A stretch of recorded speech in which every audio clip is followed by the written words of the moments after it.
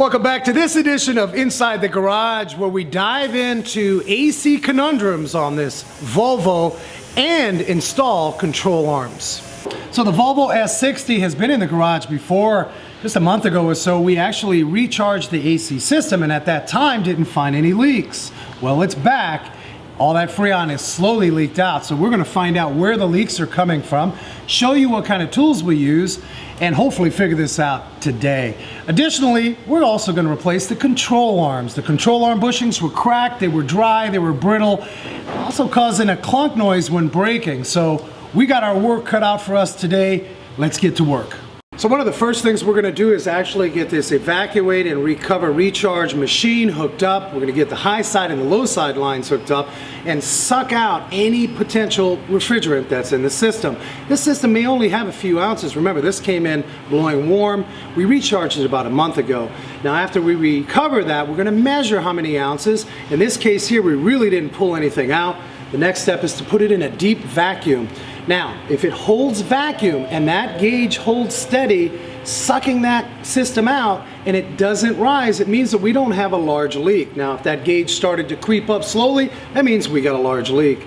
In this case, we're holding vacuum, so we know we've got a leak, but it's not a large leak. So the next step is to bring out the halogen leak detector. Now, on many occasions, you can actually use an AC dye. The dye can be administered into the system, and the dye will actually show up in a contrast method by utilizing a UV set of goggles, so you can actually see the contrast. In this case here, we're actually going to use the halogen leak detector. We like the Snap-on ACT 785B refrigerant leak detector. It has a nozzle that is very sensitive, or you can actually set the sensitivity down.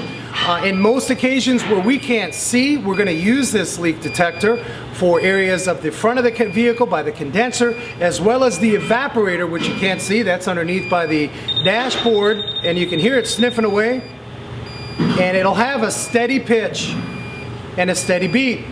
If it sniffs out any refrigerant, it's going to rapidly beep. So we've already kind of chased down the whole vehicle, and we did isolate a leak coming from the front of the vehicle, sort of inserting it inside the center grille.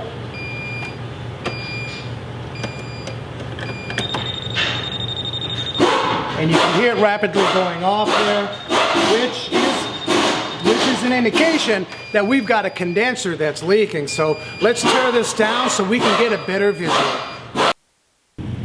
Now during this process, we're really cautious. There's a lot of hidden bolts. If you decide to do something like this, make sure that you get the step-by-step procedures. A lot of these little guys that can break, these clips, these plastic retainers, they can be hard to find. They can take some time. They can slow your whole job down. So it's really key to take your time in this process. Now once we've got the grill apart, we now remove the center radiator core support, and we'll have access to that condenser and be able to view where that leak is coming from. So after removal of the center core support and that radiator grill and that whole bumper assembly, be careful, we always want to make sure that we don't damage those bolts. There's a lot of little plastic Christmas tree retainers. Some of those were replaced because they get damaged, pulled out. Now we use the sniffer to try and figure out where the leak was coming from, because you physically can't see this area here. Remember, there's lots of places in your AC system, sometimes the condenser as well as the evaporator, where you have no choice but really to identify a leak with one of these halogen leak detectors, refrigerant detectors. Now that we've got this exposed, you can see where the dye, we actually administered dye in the system earlier, and you can see where the dye is coming out right on this side post of this condenser.